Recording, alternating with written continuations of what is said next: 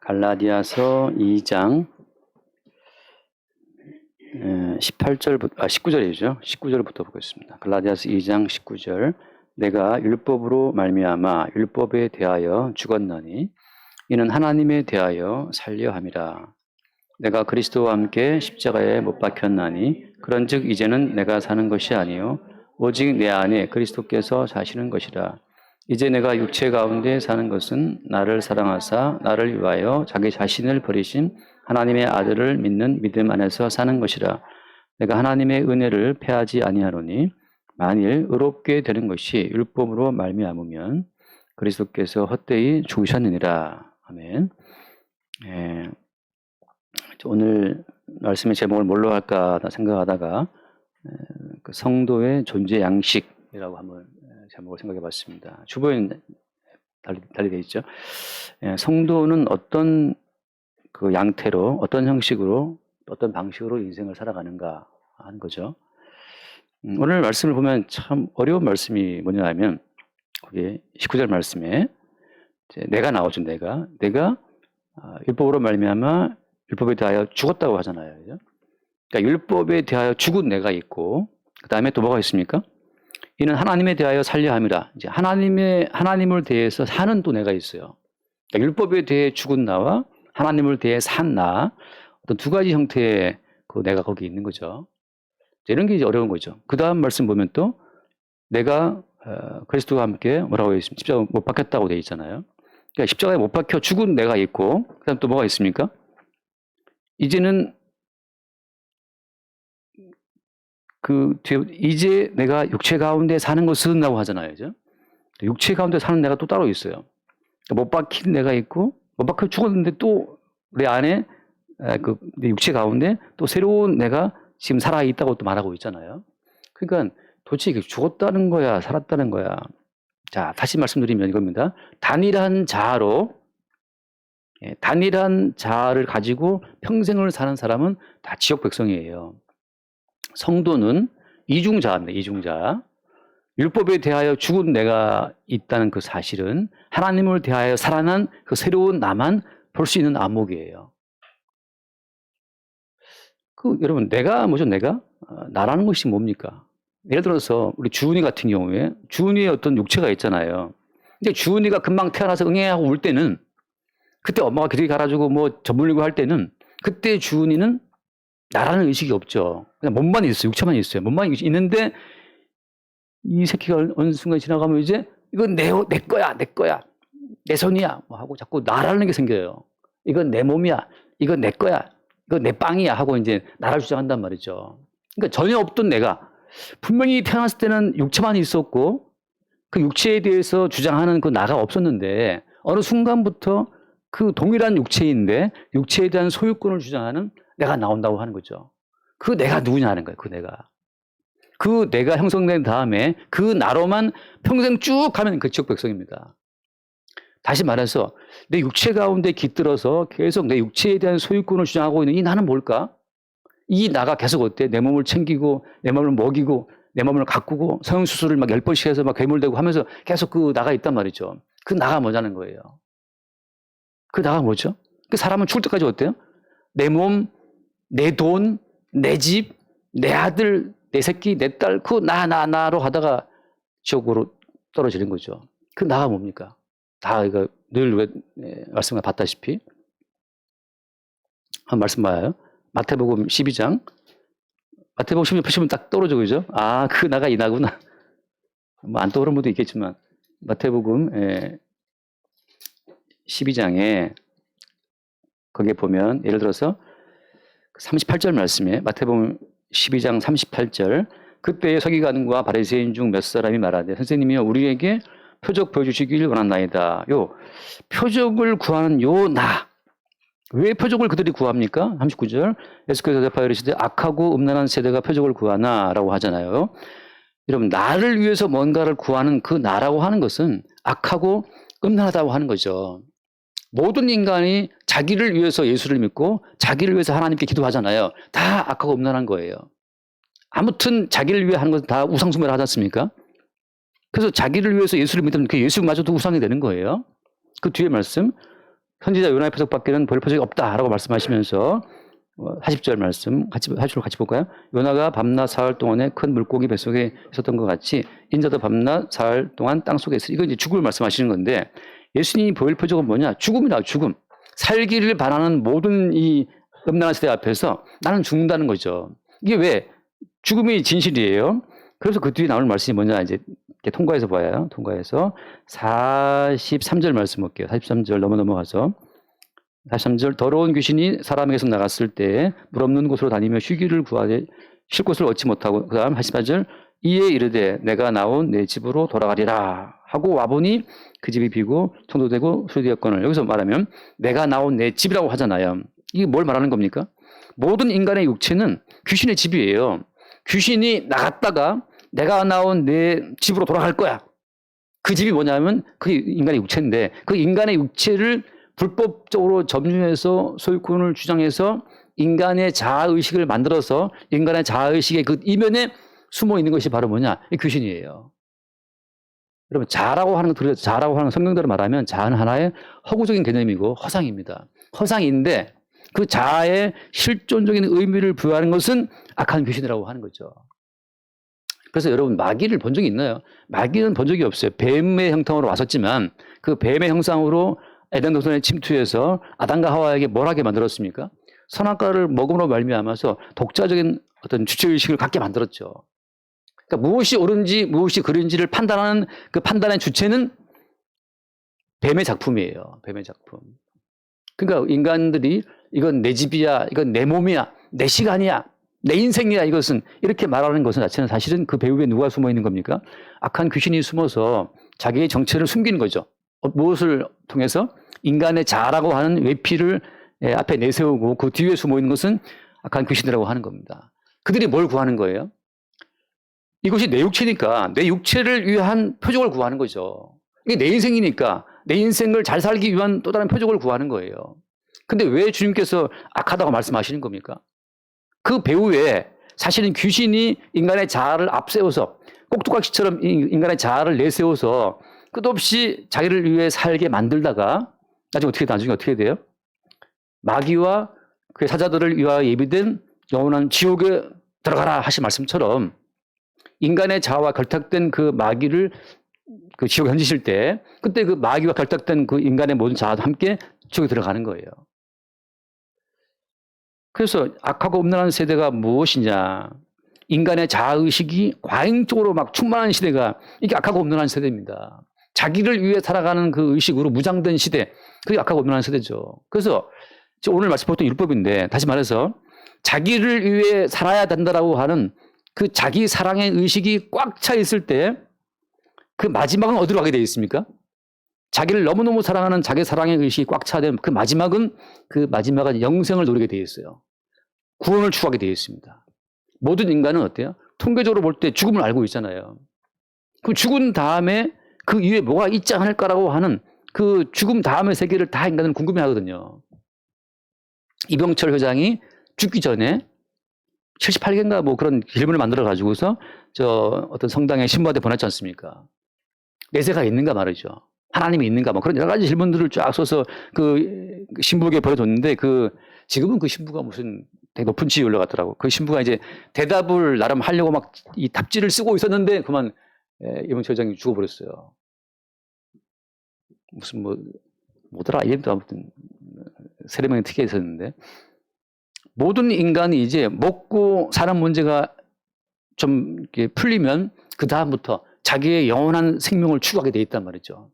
그래서 먹고 사는 문제가 좀 해결된 그 이후에 영원한 생명을 추구하는 그 인간들이 바라보는 그것이 뭐냐면 율법이에요.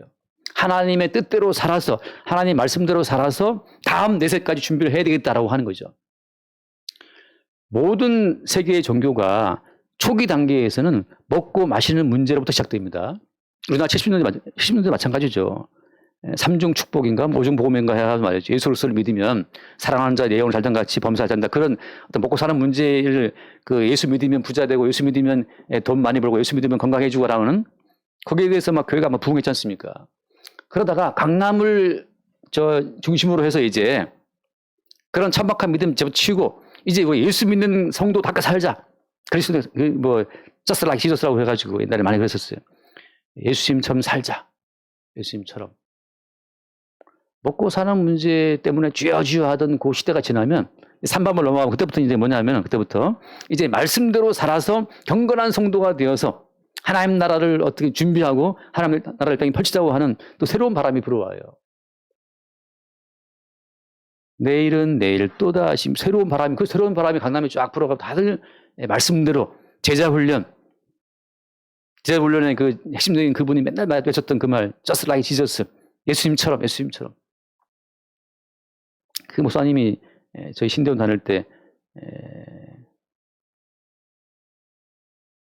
그 심령수련회 강사로 오셔가지고 저는 그때 기대가 컸죠. 뭐 좀 특별하게 뭐 있나. 그래서 막 하시다가 또 갑자기 이거 옷도리 벗고 말이지 와이셔츠 차림으로 막 우아하게 벗고 했던 기억이 나요. 막. 근데 다 듣고 나서 도대체 알면 이거 뭔 얘기를 하고 있는 거지? 그래서 내 느낌은 그거예요. 뭐 자랑만 하다 하는 느낌이 드는데 그 다음에 나오는 것이 율법입니다. 율법. 말씀대로 살아서 하나님이 기뻐하시는 존재가 되어 하나님 나라에 들어갈 넉넉한 사람이 되라고 하는 것. 또 하나님의 말씀대로 살아서 이 땅에서 성도다운 어떤 사람의 모범을 보이자. 돌아간다는 거죠. 똑같아요. 뭡니까? 여전히 그 속에 뭐가 들어가 있어요? 자아가 들어가 있는 거죠. 그래서 오늘 말씀에 뭐라고 되어 있습니까? 오늘 말씀에 이게 되어 있죠. 율법으로 말미암아 율법에 대하여 죽었다고 하잖아요. 자, 사도 바울이야말로 율법대로 살아서 하나님을 기쁘시게 하고 이 땅 가운데 하나님 나라를 견고하게 세우기 위해서 애썼던 사람이란 말이죠. 율법의 의로는 흠이 없다라고 자부했던 사람이 바울이지 않습니까? 자, 다시 말해서 자기로서 하나님 말씀을 지켜서 자기가 바라보는 경건한 수행을 이루고자 하는 모든 사람들은 스스로 자기에게 속고 있는 거예요. 자기의 행위에. 율법에 제대로 부딪힌 사람은 율법으로 말미암아 율법 때문에 죽게 되어 있습니다. 율법은 우리 모두를 죽이러 온 심판자예요. 하나 말씀 봅시다. 로마서 7장. 로마서 7장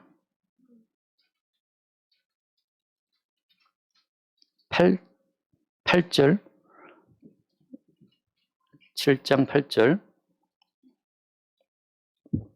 그러나 죄가 기회를 타서 계명으로 말미암아 내 속에서 온갖 탐심을 이루었나니 이는 율법이 없으면 죄가 죽은 것이라. 자, 그 뒤에 먼저 볼게요. 9절 말씀, 7장 9절. 내가 전에 율법을 깨닫지 못했을 때에는 내가 살았더니 계명의 이름에 죄는 살아나고 나는 죽었다. 자, 율법을 깨닫지 못할 때는 어때요? 내가 살아서 계명을 지키려고 하는 거예요. 자, 이 모든 말씀을 대할 때 내가 이 말씀을 지켜야지, 내가 이 말씀을 살아야지라고 하는 사람들은 율법을 깨닫지 못한 사람이에요. 산상보훈을 보든 사도의 모든 권면을 보든 내가 사도가 말한 대로 항상 기뻐하라, 항상 기뻐해야지, 이렇게 모든 권면을 내가 지켜야지라고 생각하는 사람들은 아직 율법을 깨닫지 못한 사람이에요. 그러니까 여러분 성경 볼 때마다 이 말씀대로 내가 살아야지 이렇게 생각하는 것은 어때요? 그 배후에 아직 뭐가 있는 겁니까? 귀신이 있는 거예요. 그 귀신이 우리 인간의 자아를 속이고 있는 거예요. 너는 말씀대로 살 수 있어. 이게 귀신의 속삭임이에요. 너는 말씀대로 살 수 있기 때문에 살아야 돼. 예수처럼 살자. 그게 귀신의 속삭임이라고 하는 거죠. 그러나 뭐라 되어 있습니까? 계명이 제대로 이르니까 어때요? 죄는 살아나고 나는 죽었다. 율법을 깨닫게 되면 그 율법이 나를 죽인다는 사실을 그때 보게 되는 거죠. 사람이 이 모든 말씀을 보면서 이 말씀대로 살아야지, 묵상해서 내가 이 말씀을 깨닫고 내가 지켜야지라고 하는 것은 귀신이 그 사람을 속이고 있다고 하는 거. 제가 지난주에 잠깐 무슨 말씀하면서 했잖아요. 육적인 관점으로 성경을 보게 되면 육적인 관점은 뭐냐? 이 모든 말씀을 내가 지켜야 될 말씀으로 보는 사람들은 육적인 사람이에요. 영적인 관점은 뭐냐? 영적인 관점은 내가 못 지키는 이 모든 말씀을 다 이루신 분이 있다고 하는 거. 예수께서 완료하신 말씀 다 지키고 인을 꽝 쳤어. 이거 내가 지켰고 꽝. 이거 내가 지켰고 이거 내가 완료했고. 성경을 펼칠 때마다 내가 따로 지켜야 될 미완료의 말씀이 있다 없다? 없다는 것을 보는 사람이 영적인 사람이에요. 왜? 모든 것을 다 이루신 분이 예수님이고 하나님이 인치신 분이 인자이신 예수님이기 때문에 하나님께서 이 모든 계명을 주실 때에는 누가 이 모든 말씀을 지키겠는가라고 할 때 그때 오신 예수님께서 사람의 몸을 입고 오셔갖고 이 모든 말씀을 싹 지키고 이 말씀 완료된 말씀이라고 해서 인치고 딱 봉해 놓으신 거예요.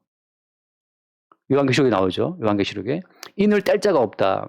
어린 양이 와서 인을 떼요. 왜? 이 모든 말씀을 다 지키고 이제 완료됐어. 이제 딱 완료 이 봉해 봉해 버리신 분이 주님이기 때문이죠. 따라서 영적인 사람은 누구냐? 이 말씀을 볼 때마다 이 말씀도 나는 실패했으나 주님이 지키신 말씀이고 이 말씀도 나는 실패했으나 주님이 지키신 말씀이고 이것도 나는 실패했지 예수님이 지키셨구나. 이거 보는 것마다 인자이신 주님이 완료하신 말씀으로 완료의 말씀으로 딱 보게 되는 사람들이 영적인 관점을 지닌 사람이라고 하는 거예요. 그래서 그 사람이 성경을 볼 때 율법을 보게 되면 율법으로 인해 내가 이미 죽었다는 사실. 다시 말해서 어떤 인간도 율법을 하나님의 기대하신 수준으로 지킬 수는 없다는 사실을 보게 되는 거죠. 그래서 어때요? 그 뒤에 나올 말씀처럼 죄는 살아나고 나는 죽었도다. 그 다음 10절 생명에 이르게 할 그 계명이 내게 대하여 도리어 사망에 이르게 하는 것이 되었도다. 죄가 기회를 타서 계명으로 말미암아 나를 속이고 이게 로마서 7장인데 지금 뜨고 있나요? 안 줬어요? 이거 내가 오늘 로마서 7장 8절로 13절까지 만들어놔. 이거 계속 볼 거예요.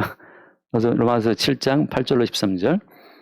거기 11절 죄가 기회를 타서 계명으로 말미암아 나를 속이고 그것으로 나를 죽였는지라. 그래서 그 제대로 계명을 깨닫고 법을 깨달은 사람들은 이 모든 계명 앞에서 내가 이미 죽었다는 사실을 매 순간 확인합니다. 여인을 보고 음욕을 품은 자마다 이미 간음했다. 간음자는 어때요? 간음자는 돌로 쳐서 죽이게 돼 있어요. 그럼 이미 우리는 다 돌마다 여러 번 죽었지 우리가.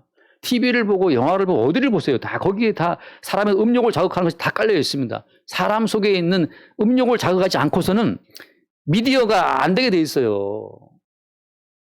인터넷 발달의 가장 큰 동력이 뭐였습니까? 세계적으로. 인터넷 발달의 가장 큰 동력이 포르노예요. 그걸 보고 싶다는 열정으로 그냥 눈이 빨개져갖고 그걸 막 하다 보니까 이게 빨리빨리 퍼진 거지. 뭐 틱톡이냐 인스타그램 다 뭐 때문에 퍼지는 겁니까? 안목의 종류. 인스타그램 찍다가 많이 사람 죽잖아요. 뭐 쟤를 잘 찍어보라 이렇게 하다가 깔짝깔짝 떨어져 죽고 한단 말이죠. 뭐 어떤 미녀가 뭐 남기 마지막 그게 차 타고 가면서 이렇게 찍다가 죽었다는 거예요. 결박에 떨어져가지고. 사람들의 안목의 정력을 자극하지 않고서는 뭐가 안 보게 돼 있단 말이죠. 교회들마다 얼마나 그 교회 그 유튜브라든지 인터넷을 예쁘게 꾸밉니까? 좀 들어와서 좀 누르라 보라 이 말이지. 당신은 어떻습니까? 사실 그런 마음이 있어요. 좀 많이 봐라 그런 마음이 있는데 거기에 어떤 뭐랄까 과도한 에너지를 쓰고 싶진 않아요. 죄라고 하는 것이 계명으로 말미암아 나를 속였다라고 하는 거. 자, 그래서 여러분 이게 또 하나 재미있는 사건이 바로 뭐냐면 하나님께서 우리에게 죽음을 선언하실 때 우리로 하여금 죽었다라고 하는 그 죽음을 나타내실 때 그것이 계명으로 말미암아 힘을 얻는 겁니다. 죄라고 하는 것은. 한번 말씀 고린도전서 15장 고린도전서 15장을 잠깐 볼게요. 고린도전서 15장 55절 말씀에 15장 55절 사망아 너의 승리가 어디 있느냐 사망아 내가 쏘는 것이 어디 있느냐 사망이 쏘는 것은 죄요 죄의 권능은 율법이라. 사망이 계속 쏴야 되는 것은 죄인데 근데 그 죄가 힘을 얻는 것은 뭐 때문이에요? 율법 때문이에요. 법 때문이에요. 이거 누가 허락하신 겁니까? 하나님이 허락하신 거예요. 하나님이 원래 사망을 만들어 놓으시고 그 사망으로부터 계속해서 죄가 올라오는, 다시 말해서 쉽게 말하면 이겁니다. 내가 지금 여인을 보고 음욕을 품었다? 혹은 내가 누구를 미워했다?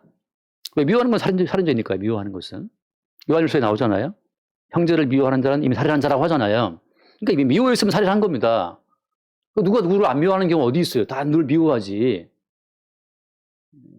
시어머니는 며느리 미워하고 며느리 시어머니 미워하고 신이 옳게 서로 미워하고 막.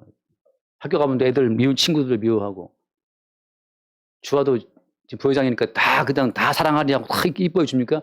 저한테 들어보니까 그 회장된 친구 별로 마음에 안 드는 것 같더라고. 근데 지금 부회장인데 우리는 다 누구를 대하면 다 미워하게 되어 있어요. 다 살인자니까 모두가.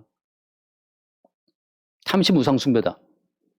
탐심 없이 인간이 살아갈 수 있나 말이죠. 좋은 집, 좋은 차, 좋은 직장, 좋은 연봉 다 부러워하지. 다 우상 숭배자예요. 그러니까 우리는 다 주님 보시기에 다 죽음마땅한 자리라고. 그러니까 그렇게 이미 모든 사망이 끝없이 우리 가운데 쏘는 게 죄이기 때문에 내가 탐심을 품었다, 내가 누구를 미워한다, 내가 음욕을 품었다, 다 죄인데 그 죄가 우리에게 있다는 건 무슨 증거예요? 이미 어때요? 사망이, 죽음이 우리 가운데 있다는 증거죠. 계속해서 죽음이 우리로 하여금 죽음의 증상으로서 죄가 피어오르는 거예요. 근데 문제는 뭐냐? 죽음의 증상으로서 죄가 지금 피어오르는데 사람이 암에 걸리면 암의 증상이 있잖아요. 암에 걸리면 메스껍다, 토하고 싶다, 뭐 그런 것처럼 사람이 죄가 있다고 하는 것은 이미 그 속에 사망에 들어와 있다는 증거예요. 그래서 사망의 증상들이 무럭무럭 그냥 음욕으로, 탐심으로, 미움으로 막 피어오르고 있는데 그것이 바로 죄야. 너는 죽어마땅한 자야라고 하는 그 어떤 포착, 그게 문제야라고 포착하는 것은 법이에요, 법. 율법이라고 하는 거죠. 법이 없을 때는 그것이 죽음의 증상인지를 아무도 몰라요. 근데 주님께서 율법을 주신 말미암아서 그게 바로 네가 죽을 죄야라고 하는 것으로 바꿔 말하면 사랑가를 먹지 말아라 얘들아, 먹으면 죽는다. 먹지 말라. 법이 왔잖아요, 법이. 근데 먹었지 않습니까? 법이 있었기 때문에 먹었네 네가, 그럼 법대로 넌 죽어야 돼 라고 그 율법 자체가 권능을 얻어가고 그를 죽이게 만드는 거예요. 최종적으로는 판사가 너 사람 죽였네 땅땅땅 뭐 너 사형하고, 이게 판사가 망치를 두드려야 그 사람한테 이제 사형이 집행되잖아요. 근데 판사가 제멋대로 두드립니까? 다 법이 있잖아요, 법이. 서울에 보니까, 서울에 보면서 영화를 보니까 그 성공한 나라를 처벌할 수 없다. 그것 때문에 유명한 판사가 있지 않습니까?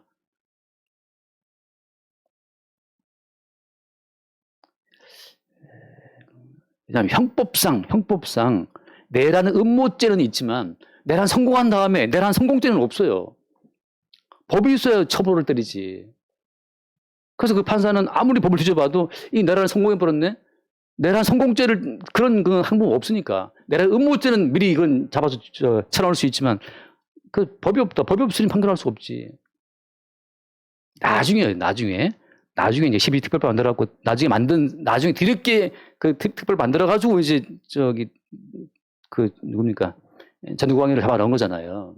법이 없으면 처벌을 할 수가 없어요.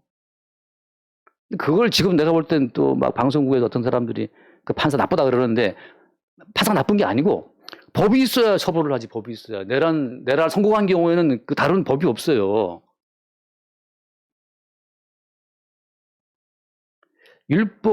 죄의 권능은 율법이라고 하는 것은 결국은 법이 있어야 그 죄를 정죄하고 그 죄를 죄로 규정하고 처벌할 수가 있단 말이죠. 하나님께서 그래서 인간에게 율법을 주신 것은 그대로 인간을 포착해 가지고서 사망 가운데 집어넣기 위해서 주신 거란 얘기죠. 이건 많은 또 다른 겹쳐 있는 진리가 있기 때문에. 자, 그래서 주님께서 우리 가운데 율법을 주신 것은 우리 가운데 있는 모든 죄를 죄로 딱 포착해 가지고서 우리를 죽이기 위한 하나의 방편이라고 하는 거죠. 왜냐하면 처음 만들어진 우리의 자아는 죽어야 됩니다. 자, 다시 말씀드릴게요. 아까 제가 주은이가 태어났을 때, 아까 정화영 자매 기도했잖아요. 정화영 자매도 태어났을 때, 그때 그 태어난 그 산부인과인가요?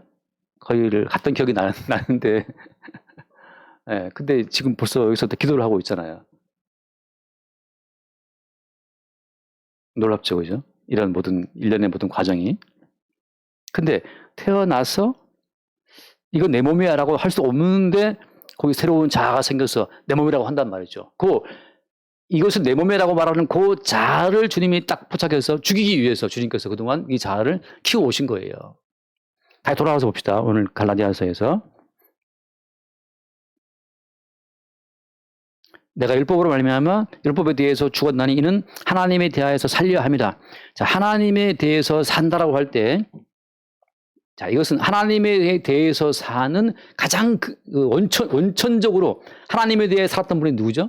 예수님인데, 하나님과 예수님 두 분이 존재하셨던 그 원초적인 그 계시의 시간 속으로 우리를 끌어들이기 위한 하나님의 경륜이라고 하는 거예요. 그래서 예수님이 육체로 오셔서 예수님도 십자가에 죽으신 겁니다. 자, 십자가의 사건이라고 하는 것은 역사상에서 벌어진 우발적인 사건이 아니었고 이미 계시의 시간 가운데 확정된, 그러니까 필연적인 시간이에요. 예수님이 십자가에 죽으심으로 말미암아서 다시 살아가시는 과정을 통해서 원래 있었던 우리의 모든 자아를 자기의 죽음으로 끌어들이시는 겁니다. 그래서 그 뒤에 말씀 봐요. 20절 말씀. 20절. 내가 그리스도와 함께 십자가 못 박혔다라고 할 때 그런즉 이제 누가 살아요? 내가 사는 것이 아니라라고 하는 거. 여기서 지금 두 개의 자아가 있는 겁니다. 내가 사는 것이 아니네, 나는 죽었네라고 하는 자기의 죽음을 확인하는 그 새로운 자아가 있는 거죠. 그 새로운 자아가 이제는 내가 사는 것이 아니라고 하는 옛 자아의 죽음을 바라보는데, 새로 태어난 내가 옛 자아를 보니까 그 옛 자아는 실체가 누구였어요? 그 안에 그 알맹이가 귀신이었죠.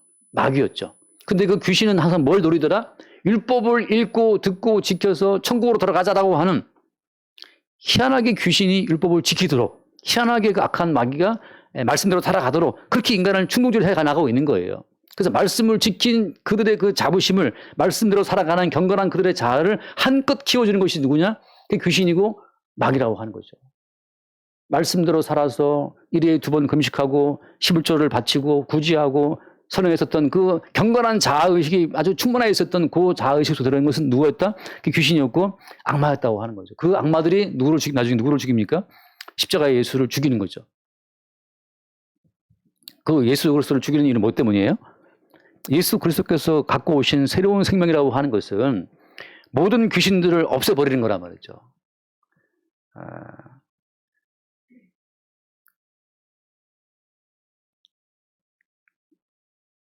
한번 잠깐 말씀을 볼게요. 마태복음 몇 장이죠? 마태복음 10장. 마태복음 10장.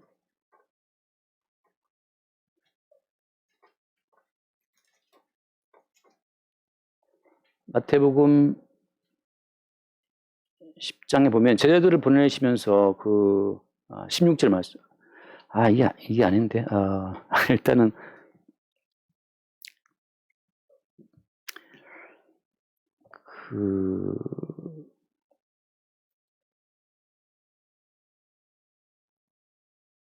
일단은 봅시다. 마태복음 10장 16절. 보라, 내가 너희를 보냄이 양을 이리 가운데로 보낸 것 같다. 그러므로 너희는 어떻게 하라? 뱀같이 지혜롭고 비둘같이 순결하라 그랬잖아요. 이 뱀같이 지혜롭다는 건 뭘 말하는 겁니까? 뱀이 지혜롭나요? 뱀같이 지혜롭고 비둘기같이 순결하라. 사실 이것 때문에 제가 어떤 분하고 토론도 많이 했는데, 그래서 어떤 분들은 이거 뱀같이 지혜롭다는 말을 뱀이 뭐 햇바닥이 갈라져 있기 때문에 뭐 두 개 어쩌고 하면서 뭐 그런 여러 가지 말을 많이 해요. 뭐 기민하고 어쩌고 그러는데 생물학적 관점으로 보는 거죠. 뱀같이 지혜롭다는 말은 뭘 말하겠어요? 뱀이라고 하는 것은 창세기에 보면 에덴 동산의 뱀인데, 그 뱀이 왜 지혜롭습니까? 그 뱀이라고 하는 것은 자기의 운명을 알고 있어요. 어떤 운명을 알고 있어요? 마침내 하나님의 심판을 받고 영원한 멸망에 들어간다고 하는, 뱀은 자기의 저주받은 운명을 알고 있다고 하는 거죠. 뱀같이 지혜롭다는 말은 무슨 말인가 하면, 우리가 하나님 보시기에 이미 뱀과 더불어서, 우리 속에 들어온 귀신과 더불어서 하나님의 심판을 받아야 마땅하다는 것을 아는 것이 지혜예요. 자기의 최종적인 운명이 끝없이 내 몸이야, 내 시간이야, 내 돈이야 하고 나의 나됨을 주장하는 그 자아가 사실은 그 배우의 배움과 결탁된 자아라는 사실을 보는 사람들은 이렇게 죽는 것이 마땅하다고 하는 것을 받아들이게 되는 거죠. 뱀이 받아야 될 저주를 안다는 점에서 지혜로운 겁니다. 정말 지혜라는 것은 뭐냐면, 오늘 망해도 여러분, 그게 마땅하다는 사실. 욥이라는 사람이 왜 이렇게 불만이 많았어요? 경건하게 살았는데 왜 이렇게 나를 괴롭히냐는 거잖아요. 근데 지혜는 뭐예요? 지혜라고 하는 것은 뭐냐면, 이렇게 죽는 것이 마땅하다고 고백했던 그 강도가 지혜로운 사람이에요. 오늘 여러분이 갑자기 암에 걸렸다. 3개월밖에 안 남았다. 그래도 그것이 마땅하다는 것을 받아들이는 그것이 지혜라고 하는 거죠. 왜? 뱀은, 마귀는 자기 운명을 알고 있어요. 지금 제가 그걸 못 찾겠는데, 마태복음 6장인가 보다. 마태복음 6장은 잠깐, 마태복음 6장에 보면은 그 귀신이 예수님을, 6장 아닌데? 예입니다. 귀신이 예수를 알아보고, 군대 귀신 들린 거 몇 장이죠? 귀신이 처음 예수를 알아보고, 하나님 아들이여 나를 망하게 하셨습니까? 하고 막 돼지에 들어가 해달라고 기도하잖아요. 예수님의 존재를 아무도 못 알아봤는데 귀신은 예수를 알아봐요. 빨리 찾아보세요. 그거 어디지? 돼지떼기에 들어가게 해달라고 하잖아요. 아이고, 몇 장인지 생각나네.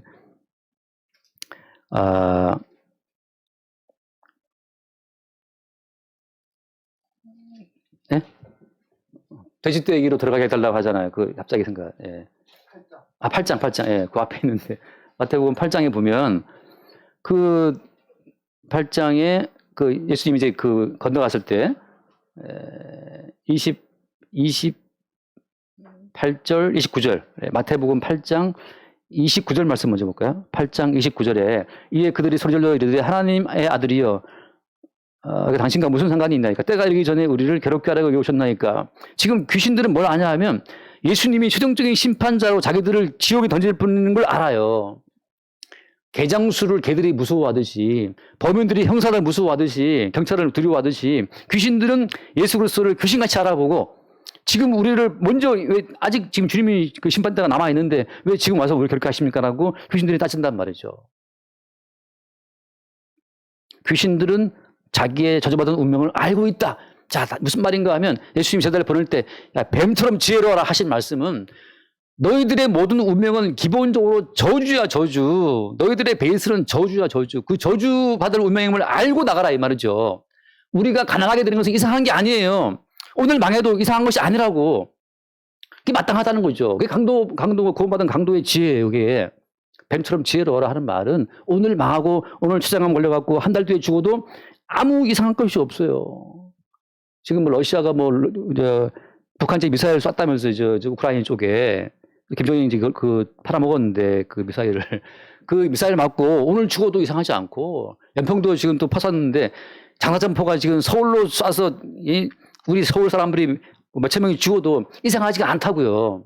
그걸 아는 게 지혜라고. 그 지혜 안 한 사람들은 담담할 수 있어요. 그런데 마땅히 귀신과 결탁된 나라는 자가 죽어도 마땅한데 나는 죽으면 안 돼라고 말할 때 그때 그 사람은 인생의 포로가 되고 인생의 종이 되는 거예요. 나는 망하면 안 되고 아프면 안 되고 빚지면 안 되고 여러분 빚은 지지 마세요. 빚지면 너무 괴로워요. 빚은 지지 말고 그냥 차라리 망하세요. 차라리 망하는 게 낫지. 빚지면 평생 종됩니다. 그냥 아예 망하고 말아. 저주하는 게 아니라 그게 낫다는 거죠. 근데 우리 모두가 다 주님 보시기에 저주받아 마땅한 운명임을 받아들일 때 그게 지혜라고 하는 거죠. 그래서 제가 이거 말했을 때 이 배가지 지었다는 말은 이것은 그랬을 때 다른 목사님들이 막 반론을 엄청 했어요. 근데 제가 이 말을 하는 이유는 또 다른 이유는 뭐 때문이냐. 잠깐 요한복음 3장 말씀 봐요. 요한복음 3장 13절 14절 요한복음 3장 13, 14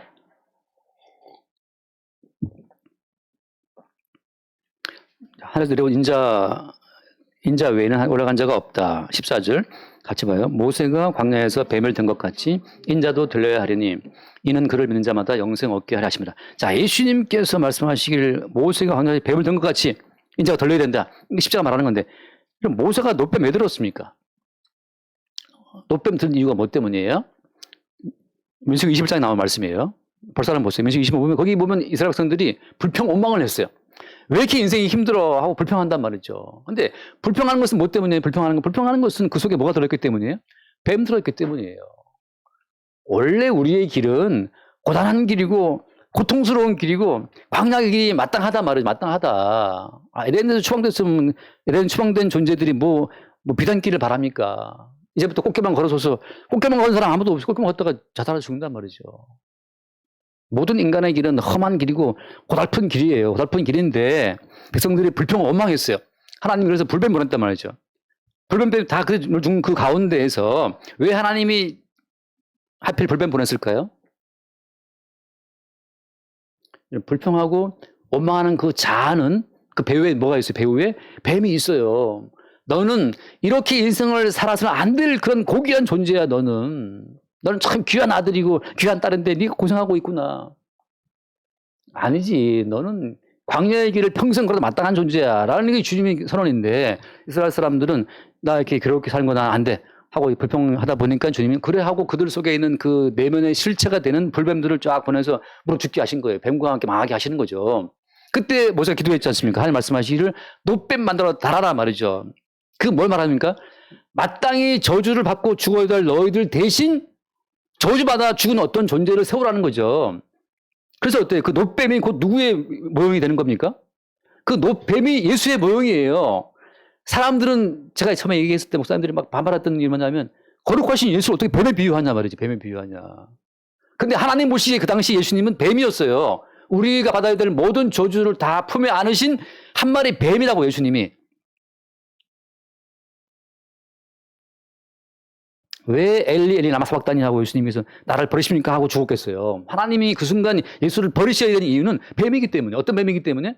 우리의 모든 뱀의 속성을 다 끌어안은, 우리의 뱀의 속성을 다 끌어안은 한 마리 뱀이기 때문에 하나님이 예수님을 저주하고 죽이신 거죠. 그래도 그때 막 반발하는 분들을 한 번씩 로마서 8장 봅시다.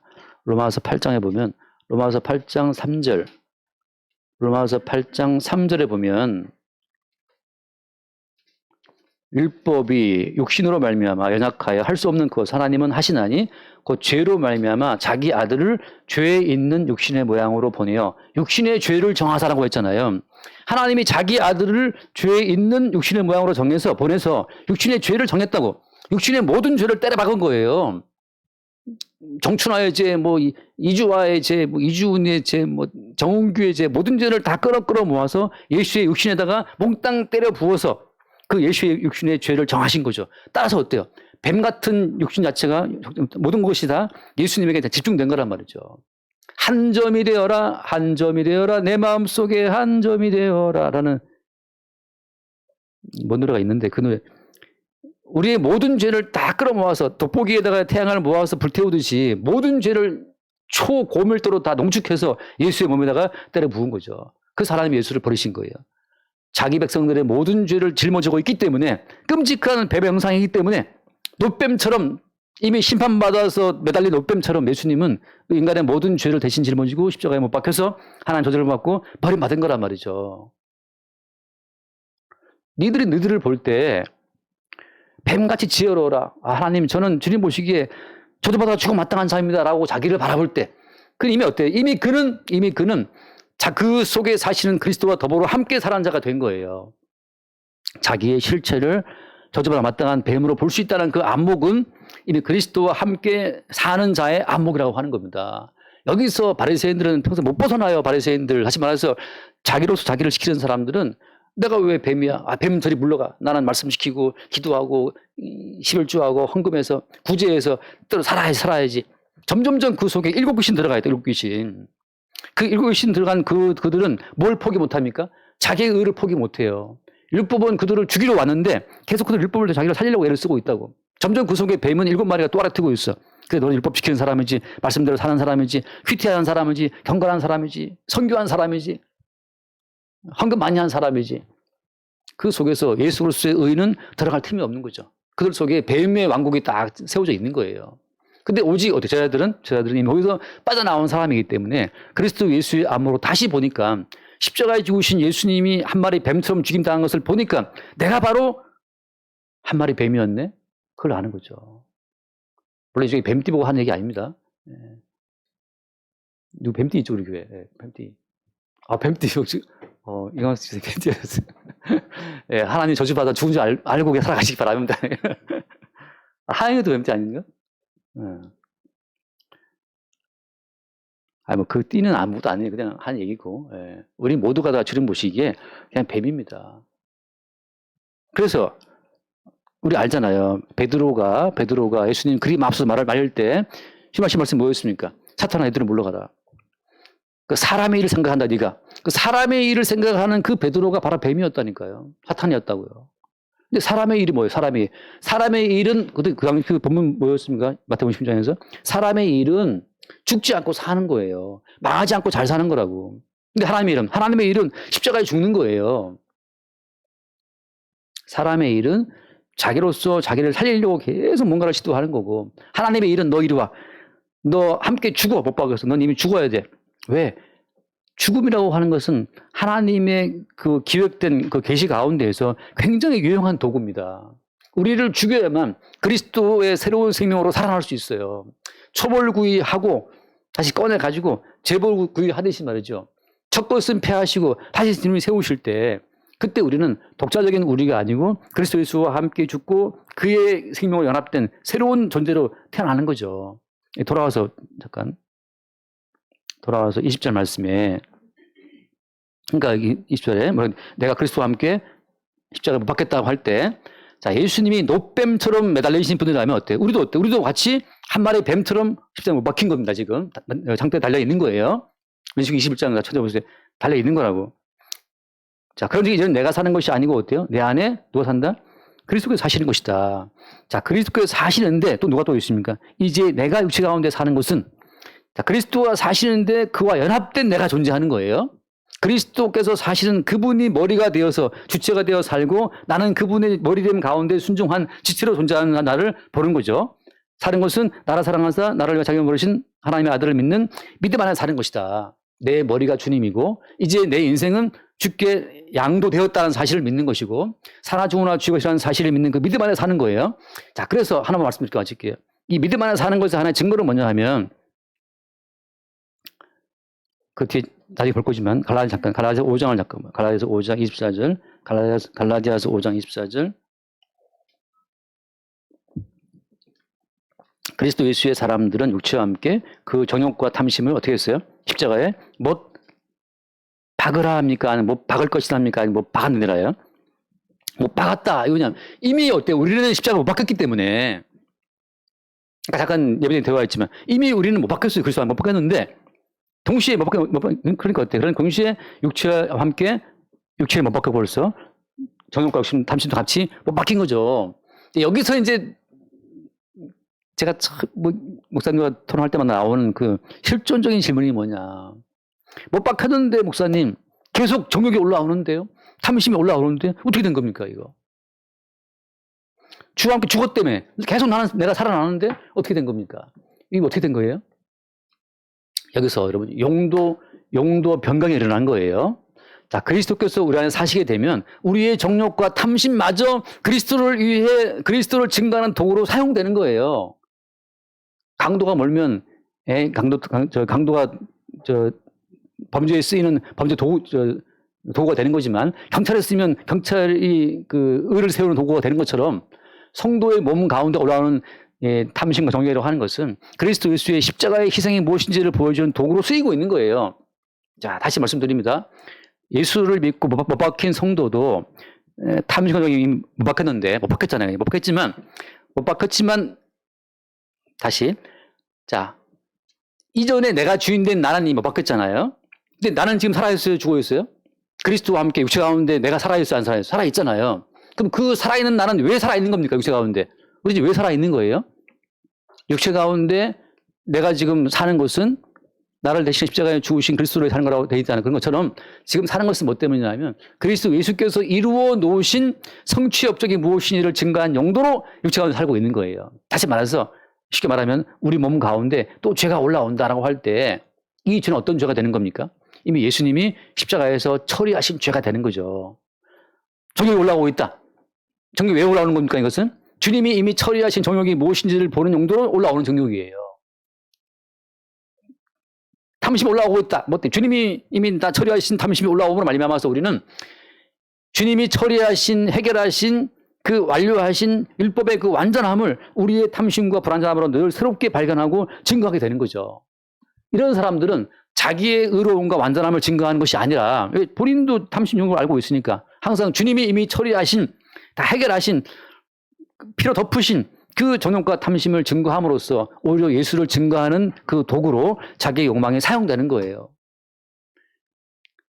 농지에는 집 못 짓습니다. 농지 용도 변경을 해야 그 대지로 바꿔놔야 집을 짓는 것처럼 똑같은 땅이지만 용도가 변경되면 집을 짓는 것처럼 똑같은 육체지만 이제 우리의 탐심과 욕망이라고 하는 것은 무엇을 위한 예수님께서 십자가에서 대신 짊어지고 처리하신 그의 희생의 그 사랑을 증거한 용도로 쓰이고 있다는 거죠. 그게 못 박았다는 뜻이에요. 못 박았다고 하는 것은 소멸, 사라짐이 아니고 여전히 있지만 어때요? 이미 나는 못 박았지만 또 내가 살아서 육체가 살고 있잖아요. 그런 것처럼 나는 이미 못 박혔지만 이미 내 속에 탐심력, 정욕은 또 다른 용도로 좀 쓰이고 있다고 하는 거죠.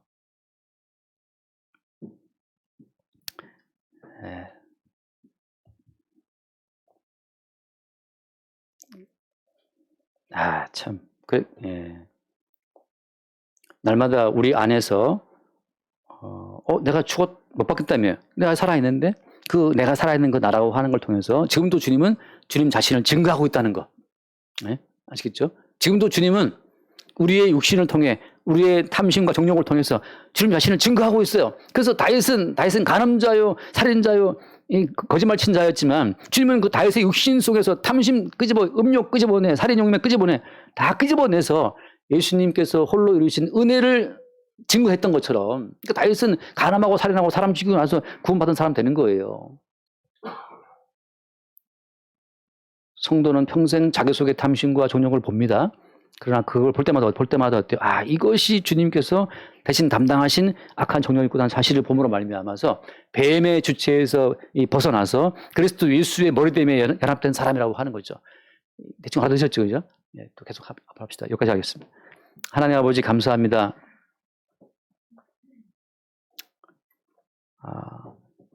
뱀과 연합된 우리의 자아를 십자가에 못 박으시고 그리스도와 연합된 새로운 자아로 우리를 다시 살게 하시는 그 은혜를 바라봅니다.